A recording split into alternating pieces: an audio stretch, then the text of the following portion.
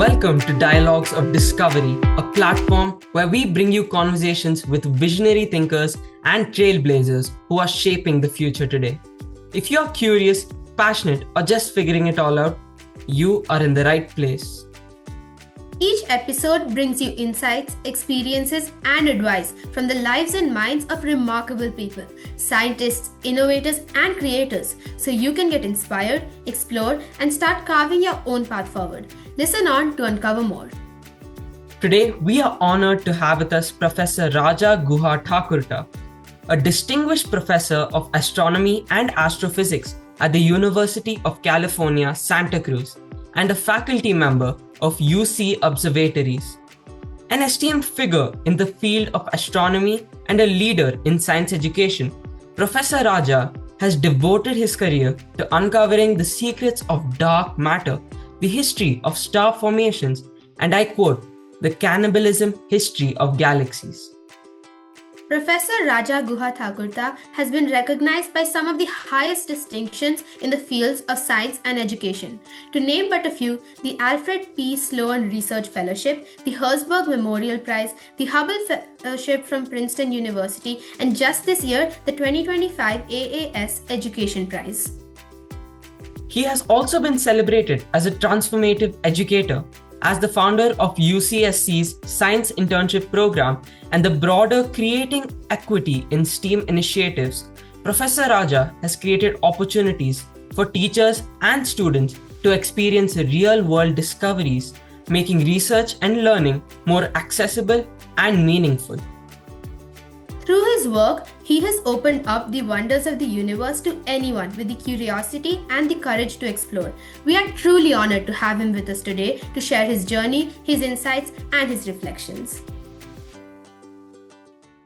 So, before we dive into those questions, would you please give us, our viewers, a brief overview of your amazing work and research, especially for those who haven't heard of it before? I would be happy to do that. Thank you for having me on your show.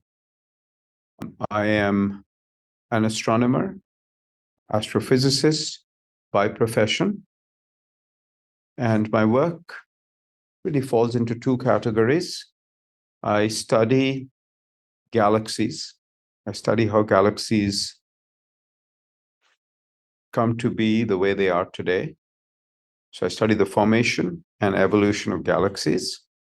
That often involves small galaxies shredding and incorporating the stars from... Sorry, let me start that over. The process of galaxy evolution often involves large galaxies shredding smaller galaxies, and the smaller galaxies, after a while, cease to exist, and the stars in dark matter and gas that once made up the small galaxy become part of the bigger galaxy. So you can think of it as galactic cannibalism or accretion of smaller galaxies onto bigger galaxies. That's part of a galaxy's history. But a galaxy's history is one of the things I study, and you can study it in a few different ways. It's how the structure of a galaxy comes to be, how the dynamics, kinematics of a galaxy, why stars in a galaxy move the way they do. Understanding that is part of understanding the formation of galaxies. So structure, dynamics, a lot of the material in galaxies is dark. It's made up of dark matter. So we understand that the dark matter in galaxies through the gravitational influences of that dark matter on visible matter whose velocities and positions we can study. Study of galaxies also involves understanding how and when stars form, the history of star formation in galaxies, because not all stars in a galaxy form at the same time. And there's yet another piece. There are many other pieces, but there's yet another piece that my research touches on, which is chemical evolution. How does the chemical composition of a galaxy evolve over time? When stars are born, they're born with a certain chemical composition that essentially remains frozen. The outer layers of a star, we can measure the chemical composition of the outer layers of a star by analyzing the light of a star. And by and large, that chemical composition remains frozen. What the star does by way of forming new chemicals happens in the interior of the star, not in the surface. By and large, that's true. There are some exceptions to that are quite interesting. And in fact, I recently wrote a paper on one such exception. Now, studying galaxies is probably the primary part of my research, but a second part of my research is studying unusual phases of stars, unusual stars. So you can call that stellar evolution or rare phases of stellar evolution. I think in two broad brush strokes, that's my research. The formation and evolution of galaxies is one broad brush stroke, and the second one is rare phases of stellar evolution. That sounds so amazing. I feel like just going into an observatory right now and looking up at stars. That the work that you do really brings a lot of things alive in the galaxy itself. So you're looking at so many objects and studying them. So I think that sounds like a really interesting research to actually do. So now that we have a basic knowledge of what you do, I was curious as to why did you decide to pursue a career in research into astronomy specifically? So, Srishti, my research in astronomy is a path I decided to follow relatively late in my academic journey. Some people decide very early on in their academic journey, when they're in class 3 or class 5, they decide that this is what I want to study, this is what I want to be. That's not how it happened for me. For me, I thought I was destined to be an artist. My journey throughout the time I was in school, so when I was your age, was one where I was studying science and I was studying the languages and social studies, and I had to study all those things in school, but my real passion lay in art. I wanted to be an artist. I wanted to do design and graphic arts, perhaps work for an advertising agency and be part of the creative department or something like that. That is how I saw my calling in life throughout my teenage years.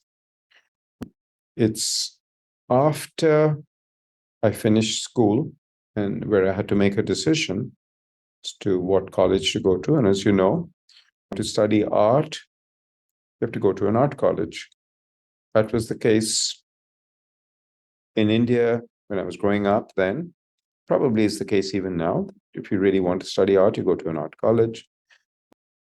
So the first college application I picked up was the Government Art College in Kolkata on, I guess, Chorungi Road, right next to the Indian Museum. As it turns out, I never ended up completing and submitting that application. Not because I wasn't interested, but a conversation that I had with my grandmother, who did art as a hobby herself. My mother did art as a hobby. So did my sister. A conversation with my maternal grandmother, whose art I absolutely loved, and whose art, in a way, I emulated. She did realistic portraits, and that's what I have done as the main theme of my art. My grandmother had this very wise perspective. She said that you're good at science.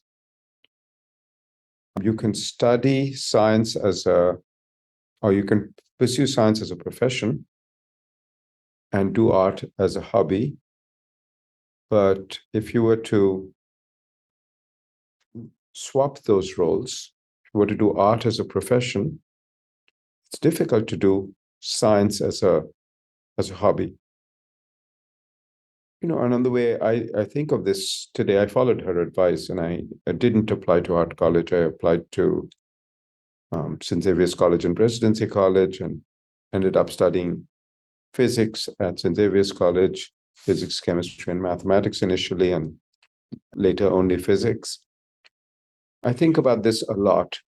Now, my grandmother's advice to me and sort of her, she was, of course, doing art as a hobby. So she knew she could enjoy art as a hobby. But I think of a couple of things when I think of that advice. One is that artists are really represent a relatively open, broad-minded community. That is, artists are used to people doing art part of their time and doing some other profession the rest of their time. That is, they're passionate about art, but it's not uncommon for artists to be working some other job, maybe in education, maybe in something completely unrelated to art. Not even not even as an art teacher. When I say education, you could be an art teacher, but you could be an educator of a different sort, or you could be in a completely different profession. I know of artists who do that, and they use that profession to earn money and pay the bills, but they are still artists at heart first. Maybe because of this, artists are very used to there being people who are very good artists, who are passionate about art, but for whom art isn't the profession. They are welcoming of a broader community of artists who do art as a hobby. Now that I'm in the science community, I'm in a community of science professionals. I would say that our community is not as open to amateur scientists, people who are doing science as a hobby. No, it's almost two distinct communities. There are amateur astronomers, there are professional astronomers. There isn't that much overlap between the two communities. I wouldn't say there's zero overlap, but there isn't that much. And anyway, I'm saying all this because I followed my grandmother's advice and I started to study astronomy mostly on my own, not as part of my, as you know, I made this decision. I was entering college. So in college, I found there were no astronomy classes as part of the St. Xavier's curriculum. Closest thing I had was a course on special relativity.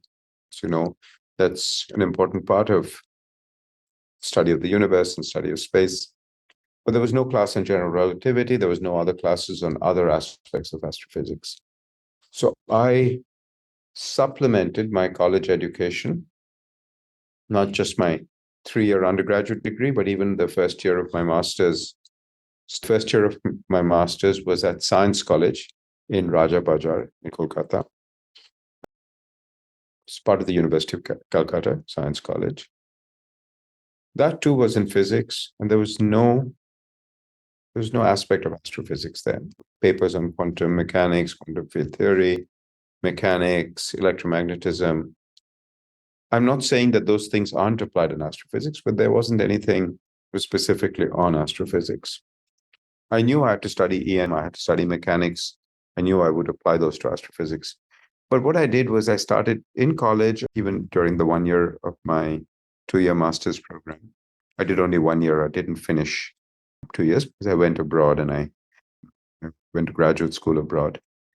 But while I was in India studying physics, I supplemented my college education with self-study, where I went to the library, I picked up books, I studied topics like I taught myself tensor calculus, I taught myself general relativity, the mathematics of it. I taught myself things about stars, things about galaxies. I didn't have to do that after I left India to go to graduate school because I joined a program that was in astrophysical sciences. So the self-study component or the self-study beyond the curriculum component of it wasn't necessary anymore after I started grad school in the US. That's a long answer to your question. Sorry. That's okay. I think it's very intriguing how you went from your whole family being of artists and you having almost planned out what you were going to do in art to taking the advice and actually finding that it really helped a lot. And it's also shows the aspect of like you don't need to have the exact curriculum for you to do it on your own. It's true. And Srishti, I just want to say that I mentioned the artists in my family, my mother, my grandmother, and my sister. There were artists on my other artists on my mom's side of the family and artists on my father's side of the family as well. Most of my family were not artists, of course. I gravitated towards those who were artists, but I'm from a very large family, large on my mother's side and my father's side. And most of them are not artists. My father studied physics and chemical engineering. My brother's a journalist. My sister's an art historian. My sister's profession wasn't disconnected from art, but she's not a professional artist. She's a professional art historian. But there were lots of other influences. And I just mentioned the ones that are in art because that's what was attractive to me as a child. Yeah, I found it really interesting how you went from one thing to the other to not finding what you wanted to do, but still pursuing it and eventually actually getting into that stream. Yeah, and if I can add just a tiny bit to that, Srishti, I found that self-learning, that is, picking up a textbook, academic textbook, say a math textbook on a particular topic. It was the first time I was doing something like that, where I was picking up a math textbook, studying it on my own, right? In the past, someone had walked me through that. My teacher had, classmates in class. It was a shared experience, not a solo experience, right? Before. So that was interesting and unusual, challenging in some ways, but completely liberating in other ways. And I just thought I'd mention this because I know that that's not something that I had planned on doing from the very beginning. It's circumstances that led me to that. It was the mismatch between my interest in astrophysics and the lack of classes in astrophysics in the college I was attending. It was that mismatch. Now, it's challenging, of course, right? When it's a solo experience versus a shared experience, you have no one to turn to. If something is confusing to you, you don't have classmates or a teacher to go and ask. That part is challenging. The liberating part had to do with time. When you're in a class, you're studying a particular class, there's a certain cadence, there's a certain speed, there's a certain pace at which you learn material.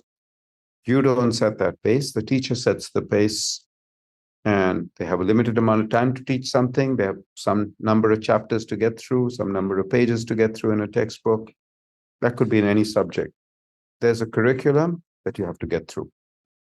When you're self-studying, there is no curriculum. There's one teacher, there's one student in the class. Both of them are you, and there is no timeline. Now, I did have a timeline. I wanted to learn certain things before I started grad school in the US.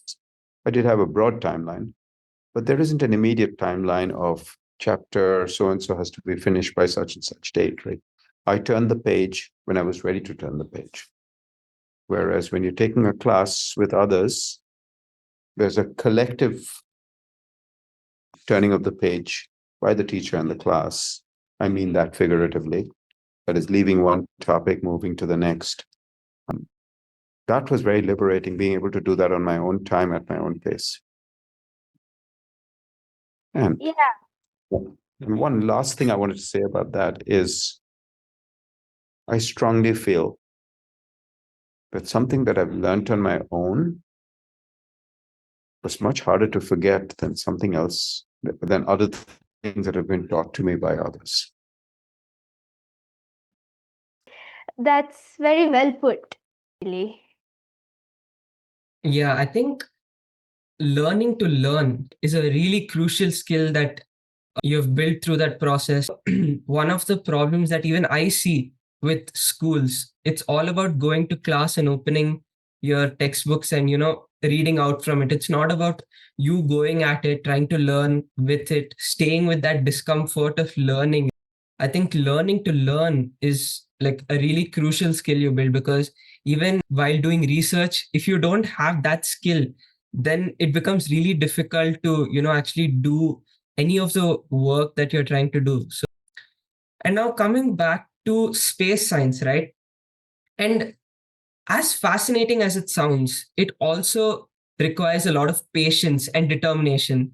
So, my question is, have you ever found it difficult to persevere in such situations? Like, if yes, like, would you share how you overcame the struggle? And if not, could you share a few ways that helped you persevere? First of all, Nikhil, what you said just now about learning to learn, learning for learning's sake, being passionate about, learning for learning's sake, learning for education's sake is different from saying, I want to learn this so that I can get into the next institution, I can get into such and such thing, or I can get this degree so I can get this job, I can earn this salary.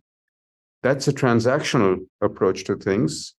I think the purity of learning for learning's sake, learning for the sake of enjoying understanding and knowledge is something really beautiful. And we often don't have the luxury of doing that. Often learning is, we make it, for lack of a better word, transactional. You were talking about challenges. I want to go back to the time when I went from finishing my 1 year of master's in Kolkata to joining a combined master's and PhD program in astrophysical sciences at Princeton University in Princeton, New Jersey. I was excited about that change, but I was also apprehensive that I would face challenges. I wasn't ready for the challenges I actually faced. So talking about difficulties to overcome, I would say they were in 3 areas where I faced difficulty. The sheer rigor of the physics and mathematics that I faced when I went to, I'm going to describe them in order of increasing degrees of difficulty or increasing sizes of these obstacles.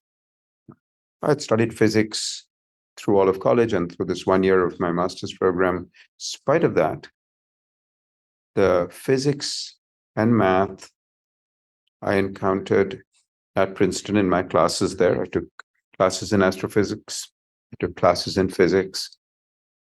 They were truly challenging. I had to work very hard to keep up with the material. And sometimes I wasn't able to keep up with the material in spite of the work. And sometimes there was a limit of how much time I could put in, how much attention I could devote to it. So I wasn't always able to keep up. So there were, I think we're all familiar with this. You take a class, you complete the class, you pass the class, but you haven't fully absorbed every aspect of the class.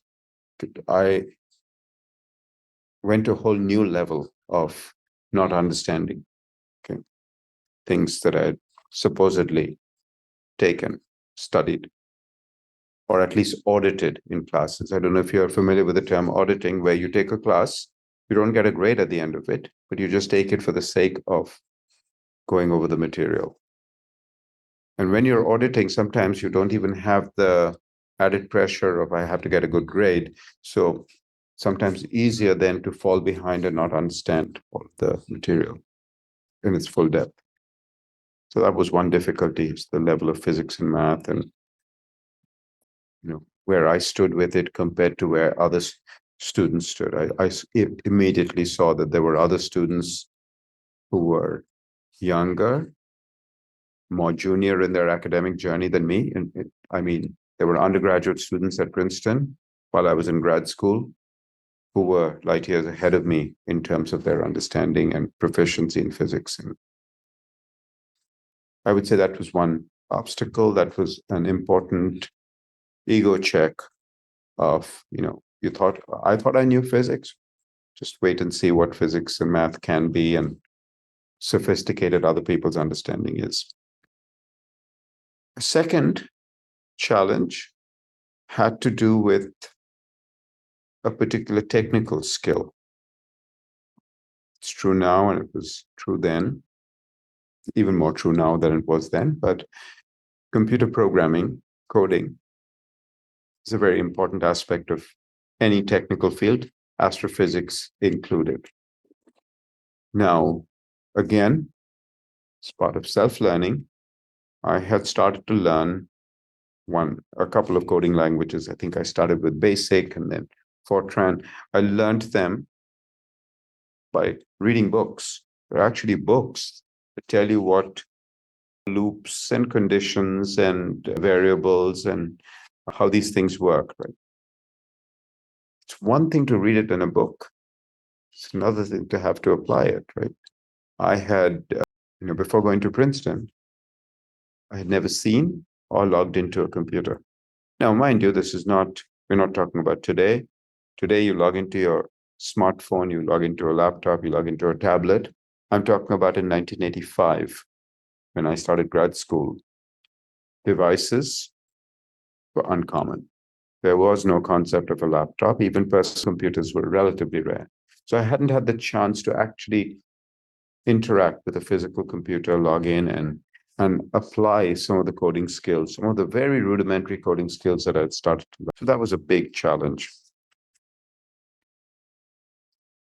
I said I would mention the challenges in order of increasing difficulty. The third and biggest challenge is one that I'm going to try and articulate, which is the difference between studying in school and doing research. I had not experienced doing research. I hadn't even experienced reading about other people's research.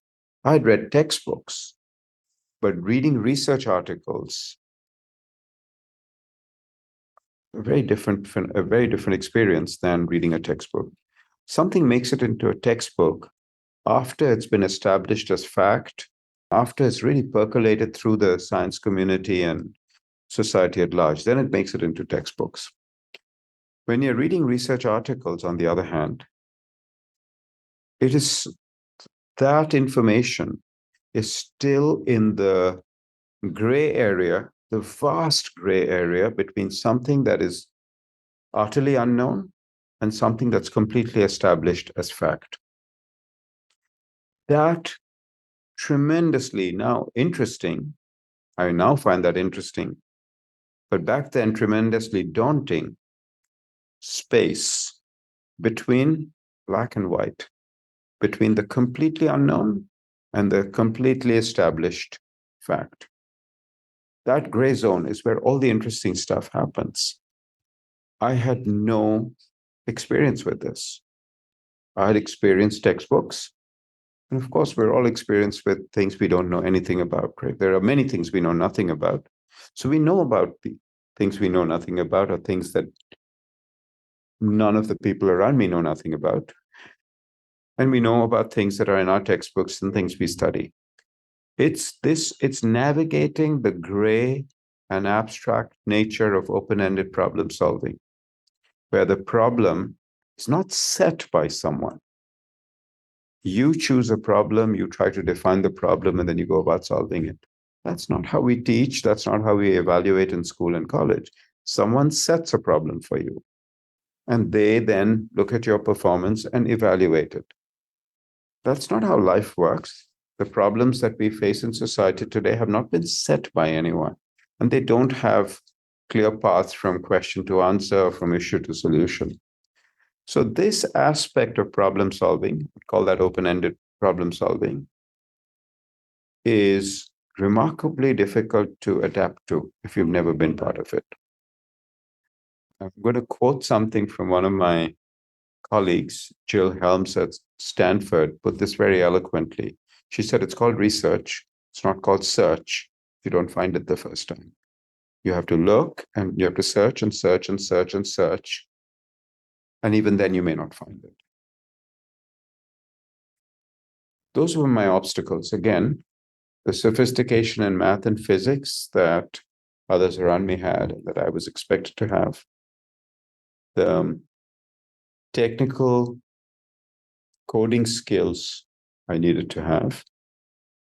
And the familiarity with solving problems in this or tackling problems, evaluating other people's tackling of problems in this vast gray space that's between the unknown and the completely established, the gray area that is the cutting edge of information, the cutting edge of knowledge. Unfamiliarity with that was probably my biggest obstacle. That sounds really amazing. I think the way you explained the gray area, that you have to like swim through it and you're going through that cutting edge work, is actually amazing and really fascinating for me as well, because even while sometimes I am doing some research, I kind of like go only in the black and white. But as soon as you enter the gray area where you're trying to like find something and open-endedly solve a problem, is where it all becomes uncomfortable, and it actually starts becoming harder at that point. So yeah, that I think that's a really great lesson that I'm hoping that our viewers will also take home. So, on the note of experiences, I would love to know about a story or an experience that you found very exciting, as in like a lucky coincidence or an unexpected discovery, but it was actually fascinating. Srishti, I'll mention a couple of things. I'll focus on one, but probably the biggest. Sorry, let me start over, Srishti. Your question is about an important moment of discovery. I will have to say that my biggest moment of discovery was during our study of Andromeda, finding of stars whose properties indicated that they belong to the Andromeda galaxy. So evidence based on how their density was changing with radius, evidence based on their velocities, based on their spectral properties. So hard evidence, measurements about those stars indicated that they belong to the Andromeda galaxy. And yet they were located very, very far away from it. So if I put those things together, if I believe the evidence that suggests that they belong to the Andromeda galaxy, they're consistent with being at the same distance as Andromeda, they're moving with Andromeda, that association, if I took that association at face value, that would indicate that Andromeda was much bigger than people had previously thought. I'm talking about something that happened 20 years ago, a little over 20 years ago. Aha moment was either in late 2004 or early 2005. I remember feeling really excited about this at that point. And as I look back, it's probably one of the more interesting things I've come across. There's something more recent that I published earlier this year in 2025, a full 20 years after the earlier discovery I talked about. And that's about a chemical anomaly in a certain phase of the evolution of massive stars. So the first one was about galaxies. The second one is about stellar evolution. And since I mentioned these two broad areas of research for me, I thought I would mention one discovery in each of those spaces. So, I'm just processing all that you said. Like, that is such a big breakthrough. And the fact that now that you say it, it's like, yeah, obviously more stars, which means the galaxy is bigger. But at that point, to actually think about that instead of just assuming that this is what we've known about the galaxy, this is what the galaxy is a really amazing way of thinking. Yeah, Srishti, I would just say that, it's not so much about the number of stars we found. It's about where they were located in space, just simply how far away from the from the center of the galaxy they were, and we recently made similar measurements in the Milky Way. This was a paper that was published last year by one of my PhD students. The astronomy enthusiasts among you may know this, that the Milky Way is shaped like a frisbee. The majority of the stars in the Milky Way are in a sort of disk or frisbee-like configuration. And we, the solar system and sun, are part of that frisbee. But we are located not at the center of the frisbee, but about 25,000 light years from the center, 25,000 light years from the center of that frisbee. The frisbee doesn't have a sharp edge to it, unlike a plastic frisbee that has a sharp edge. Here, the density of stars rolls off, but it rolls off quite rapidly at some point. And I had to draw something like a radius to that disk where the density drop-off becomes really rapid. I would say the radius might be 50,000 light years. So you might say we're about halfway from the center to the edge. But again, there's no sharp edge. 25,000 light years if you talk about our distance from the center, or 50 if you talk about where the disk starts to really peter out. The stars we found are not part of the disk. They're part of a halo. They're part of a 3D configuration. And the furthest stars we've found are about 1 million light years away. 1 million. Just to do the math, 25,000 is our distance from the center of the Milky Way. These are 40 times further out. 25,000 multiplied by 40 gives you 1 million. So our galaxy is much bigger, much bigger than, it's very sparse out there. There are not many stars. So it's not like we've discovered that the galaxy has many more stars than we thought, but it's just much more spread out than we thought. And now we know this to be true for the Milky Way, not just Andromeda. We are finding this for other galaxies as well. It's so cool how that one discovery back then, and now you can connect it to what stuff you're finding out right now. And is this like, what if at that point that aha moment hadn't happened? Where would we be right now? I would hope that there would be some other aha moments that would happen, after that point. 2005 was a long time ago, 20 years ago. And there were other moments before that were felt important at the time. Some breakthrough in a calculation I was doing at one point when I was in grad school, trying to work out some radiation physics around a paper I wrote back then. In fact, at some point I'm going to present this paper in my department. I just recently got an email to the professors in our department saying, would you come and present a paper that you've written that you find, for whatever reason, you find most significant? And I was thinking to myself, I should present this paper. It's not one of the two discoveries I just mentioned, but it's something I did when I was in graduate school. It was a paper that was published in 1989, the year I got my PhD. And I still remember how excited I felt when I was trying to solve a mathematical problem, right? It's a physics problem, but the underpinnings of it were a math problem. And you both worked with matrix multiplication. You know what a matrix is, right? So this was an n by n matrix. It wasn't a tiny matrix, it was a huge matrix. And I had to figure out how to multiply it into itself many times. In fact, I had to find out the asymptotic behavior of what would happen if I raised this matrix to the power infinity. Okay.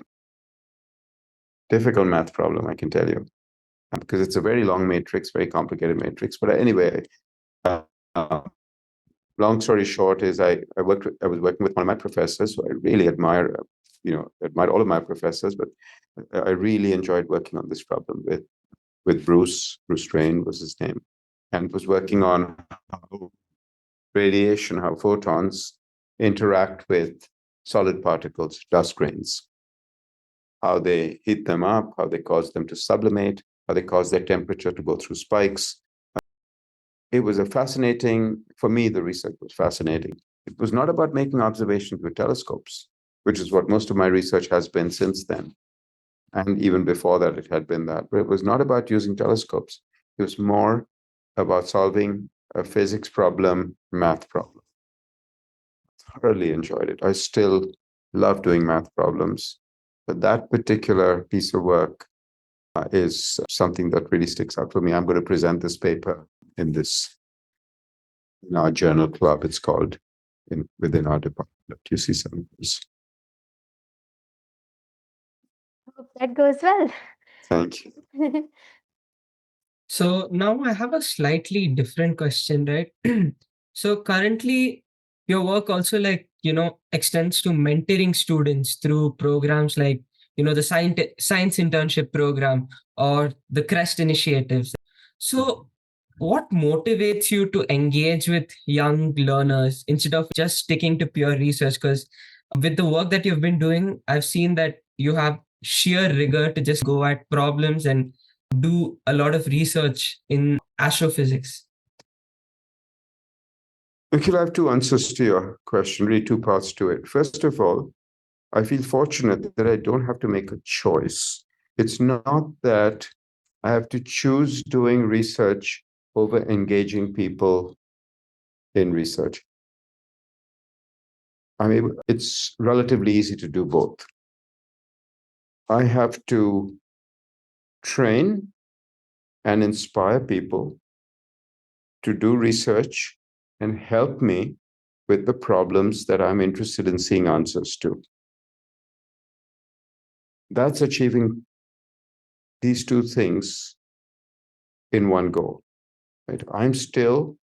When you say pure research, it's about being passionate about certain questions or digging into those questions or trying to refine those questions. That's what I think of as pure research. But I have a choice when I do that research in who else I engage in that research.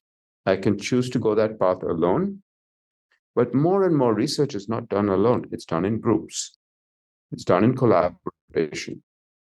So then when it's done in collaboration, I get to choose who I collaborate with, who I get trained by, who I go to for certain kinds of expertise, and who I bring in to the problem with me, who I bring to the table with me. I may have to train them if they're not already trained. But you see, I've been fortunate to be able to do those two things in tandem without having to make a choice. I don't have to abandon my pure research to say, I'm going to train you how to do research. No, these things are happening together. So what research, I'm curious, what research have you been doing lately? Like any newer research that you've been doing recently? Would love to know about that. Yeah, something that I'm becoming really fascinated by is the variable universe, not the static universe, but things that are changing in the universe. In particular, stars like the sun are not variable, not at least not dramatically so. The sun has sunspots that come and go, but as you know, sunspots make up a tiny fraction of the sun's surface. So even if those spots are completely dark, the overall brightness of the sun, we're talking about changes that are less than 1 part in 1%, less than 1 part in a 100, so less than 1%. There are stars that undergo much bigger changes than that on human timescales. The sun will undergo huge changes, but not on human timescales. So the combination of large change at short timescales is something that we don't get to experience from our sun. Our species, as we know it, probably could not survive a sun whose brightness was changing by 50% or factor of 2, 100%. Right? We complain about global warming, we complain about subtle changes in temperature. Right? If we lived around a star whose brightness changed by a factor of 2, we would have to be a different kind of species that was adaptable to that kind of temperature fluctuation. Our intuition about stars, knowledge of stars, started with studies of the sun. Because of this, our understanding of non-variable stars like the sun is very good. Our understanding of stars whose mass is about that of the sun is very good. But our understanding of really low mass stars or really high mass stars is not as good, right? Because we don't have a copy very close to home to really tease out and study in detail. Similarly, variable stars, stars whose brightness changes with time on these short, on human timescales, is a fascinating area for me because we don't have our sun to look to for that. In fact, I'm in the middle of a project working with several students on variable stars in the Andromeda Galaxy. So these are 2.5 million light years away. But we have many such stars. We have 200 million stars in Andromeda that we've measured with the Hubble Space Telescope. Not once, but many times. We've measured them many times through different filters, meaning ultraviolet filters, visible light filters, and infrared filters. But in some of these filters, we have multiple measurements, as in multiple points of time. That starts to get interesting because then you can talk about whether something is varying with time or not. So that's something I'm very excited about. Sounds really fascinating. I would love to be there and like do the research with you. So, Yeah. yeah. Sorry, Srishti, go No, ahead. sorry. It's okay. Go ahead, please. Okay, so my next question is not to the past or the present, but looking to the future, where do you see the most potential for opportunity in astrophysics, space science in general? And how would you say young researchers or students now can prepare so that they can best adapt to actually play a part in those opportunities? Great question, Srishti. So I find astronomy is a very technology-driven field. It's not the only technology-driven field, of course. But I think about medicine, healthcare, very technology-driven. Transportation is very technology-driven. There are many, many subjects out there that are very technology-driven. Astronomy is one of them. In a real sense, astronomy is a very old discipline, but it remains a very young discipline because it's so technology-driven. Astronomy, as astronomical records are as old as human civilization itself. Back then, the technology we were using were our eyes. They weren't technology at all, but they were natural aspects of our bodies. What we had were clear skies, dark skies, not clear skies, because there were areas of the world even back then that were cloudy and areas that were not, but we didn't have human-made pollution to the extent we have today, and we didn't have air pollution or light pollution to the extent we have today. So astronomy started out like that, but it's very technology-driven, right? If I think about the latest discoveries astronomy makes, it's with things like the James Webb Telescope or the Hubble Telescope. There's a new telescope called the Rubin Observatory that has just been commissioned in Chile. It's the brainchild of one of my two thesis advisors, Tony Tyson. I'm really excited about that. That's going to study the variable universe, the things that are changing in the universe, things that explode, things that pop into existence and then disappear again, things that go up and down in brightness, things that move. So I'm mentioning that just because that telescope is in the process of being, releasing vast amounts of new data. It's already started taking data. But I think in a more general sense, what I would say to young people is astronomy and astrophysics are very technology-driven. It's hard to predict what technologies will be maturing, what kind of telescopes, cameras, or even technologies that we can't imagine today. Which of those will be maturing when someone is, say, going into college or going into grad school? I'm not going to try and predict that, but I'm saying that there will be technologies, there will be emerging things that one should pay attention to for this. A good example of something that happened now 10 years ago, nearly 10 years ago, is the detection of gravity waves from gravitational wave observatories. If you'd asked me 30 years ago or 50 years ago, I would not have predicted that as a breakthrough or when it happened as a breakthrough.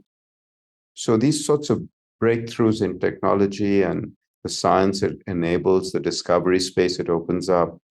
This is something that young people should look to, not just in astronomy, but in whatever field drives their passion. That's amazing advice. Thank you so much. And that was supposed to be our last question, but I do have a follow-up. You mentioned things that pop into existence and disappear again. I would be curious to know what you're talking about.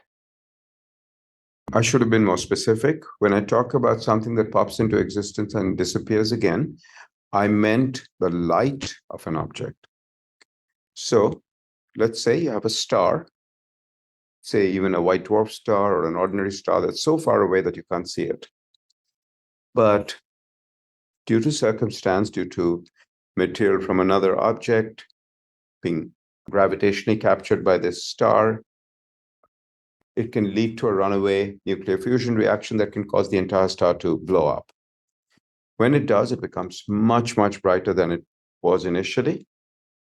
And that explosion doesn't last forever. So when it fades, that fading has to do with fission of radioactive materials. Their half-life determines how long something. So supernova explosions stay bright for about a week. But there's time dilation. So if it's very far away, it appears to stay bright for longer than that. But still, we're talking about short times compared to a human lifetime. That's what I was talking about, is exploding stars. That's very, very interesting. Though from school, I know about the basic life cycle of a star, but this is a whole another level. So thank you. Thank you. I think with that, we come to the end of our interview. So thank you so much for taking out the time to speak with us, Professor. I think the conversation that we had today, I've learned a lot from it. The stories you shared, your insights, and, your belief in the future of space science has been truly inspiring for us. And I'm sure they'll inspire our listeners as well. So thank you so much. And we'd love to talk to you a lot more, but our time has come to an end. So let's pause for now. Nikhil and Srishti, thank you very much. I'm really impressed by your poise and how articulate you both are. I'm sure you'll be an inspiration. You are an inspiration to the generation, the people who watch the video. Thank you. Thank you both. Thank you. Thank you so much. Thank you for joining us on this journey of ideas, inspiration, and innovation. We hope this conversation sparked curiosity and reminded you that behind every great discovery is a human story of passion, purpose, and persistence. Until next time, stay curious, stay kind, and keep learning, because the future is being built by the questions you ask today. This is Dialogues of Discovery, signing off.